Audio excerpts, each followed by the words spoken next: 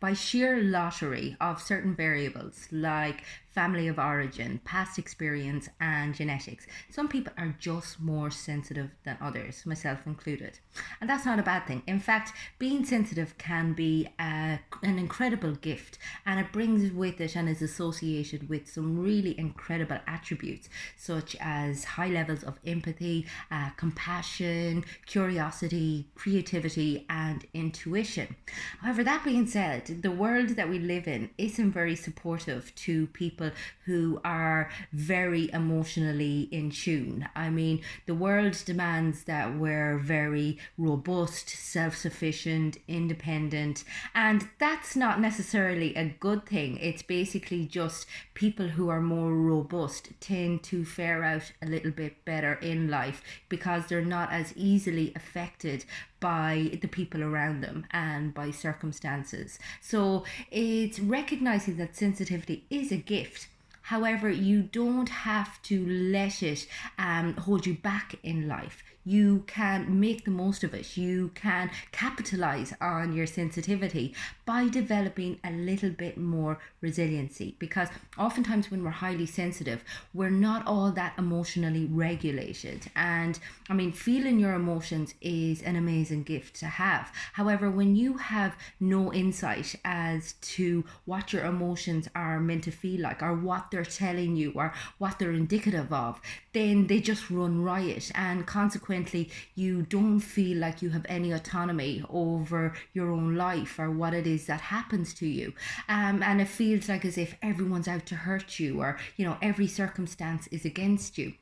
Whereas if you can learn to recognize and regulate your internal experience, and this includes both your thoughts and your emotional reactions, and to do this, you need to be able to, I suppose, understand the source of a lot of your emotional responses, which is generally in our past. And a lot of the work that I do with people in creating self awareness involves, first of all, unpacking the past before you get to work on the present.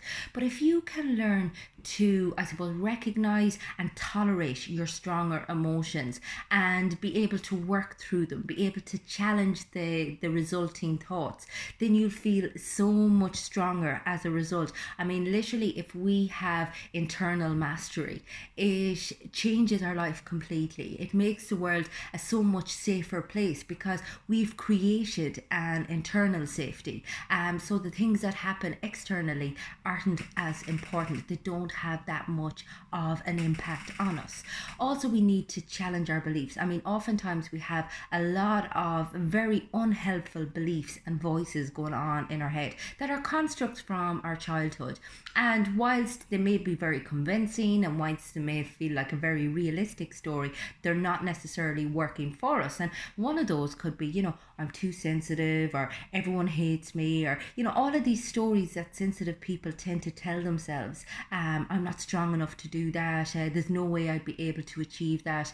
And they're no ways fruitful. So it's about being able to recognize the unhelpful constructs and belief that you have about yourself and that you have about the world around you. I mean, so many of us go through life thinking that we're owed this great life, or that other people should accommodate us at all times. And consequently, we end up being pissed off, or irritated or hurt by everyone we come across because they don't comply with what our expectations were. The reality is, this is all in our head. So it's about bringing yourself into a realistic place as well, trying to see things from a very objective perspective as opposed to seeing things from the place of a victim or someone who is always under attack from others and from the world around them, because ultimately life is never going to be that easy. Life can be pretty goddamn unfair, and the more resilient you are, the more you're able to work with, I suppose, the limitations and the obstacles that life sometimes presents. Another thing is learning to validate your feelings but question the story. And again, that's incorporating what I've just been talking about. So being able to get in touch with your feelings, tolerate them, but also being able to question the story that results. So oftentimes we'll feel, kind of anger or hurt or jealousy or resentment or whatever, and all of a sudden the story will be like, my partner hates me, or he just wants to be with someone else, or he just wants to break up with me, or my work colleagues think I'm shit, all this sort of thing. And it's because we've had a really visceral emotional response that is probably predates the current reality. It goes way back to something that happened in our past, but it feels really real. And being able to validate that realness, being able to be like, God, I'm really hurting here, but I don't have to follow through on the story that I'm currently telling myself, is so important. Likewise, learning to communicate your values, your beliefs, knowing what your values and your beliefs are. Oftentimes we go through life and we're basically just conforming to whatever it is that we're interested in on our social media feed that week, and we're kind of always under the influence of other people. We don't always tap into our authenticity. We don't always tap into who it is that we really are, what we want to stand for, and what sort of people we want to spend our time with. And again, when you're highly sensitive, it's about pushing yourself into a nurturing environment as opposed to pushing yourself into an environment that doesn't reflect who you are, that doesn't nurture or nourish who you are, and consequently find yourself suffocating and wondering what's wrong with you. And it's not that there's necessarily anything wrong with you, you're just not being surrounded by the things that you need in order to flourish. So it's about being very aware of what you put your energy into, where you spend your time, and who you spend your time with. I mean, ultimately, we need to be with people who reflect what it is that we believe about the world and what we believe is good and moral, and I suppose this is kind of where it's very important that we choose careers, that we choose relationships based on our core values as opposed to based on what we think will impress others, very superficial requirements such as somebody is good looking, or I get a really big salary. And I know a salary isn't superficial, I mean it is important at the end of the day, but not at the cost of your authenticity and being in touch with your real self.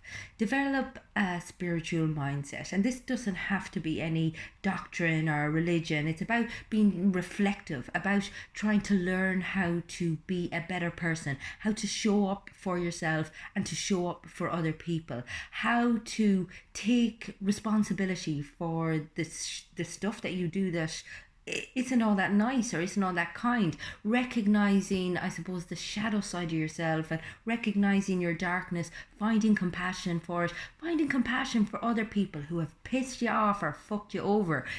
Being able to forgive, being able to recognize that we all have our own bullshit going on. We all have our own fears and our own insecurities. And the more we can recognize both our own and other people's, I suppose, vulnerability, the better off we're going to be, because it just lets us off the hook of carrying anger and resentment. Try to cultivate kindness, try to be as benevolent a person as often as you can. If it's to people in the street, if it's to your kids, if it's to your partner, just do nice stuff as often as possible. Pay attention to what is going well in your life. We tend to focus on the negatives. Not our fault. We have this negativity bias. I talk about it all the time, that basically draws our attention to the bad shit. But if we can consciously, which we tend to do through, creating mindful awareness, having a meditation practice, if we can draw our attention back to all of the stuff that is going well, to all of the stuff about ourselves that we like, to just what is good in the world, we'll find ourselves looking and feeling a lot better about things. And then last up, social support. Find a connection, find a community of people who reflect as it is, or who it is that you are. So important. Now, if you'd like to work with me on any of these, if you struggle with being highly sensitive and you'd like to become a little bit more resilient, get in touch with me on the website. It's fundamentals.ie.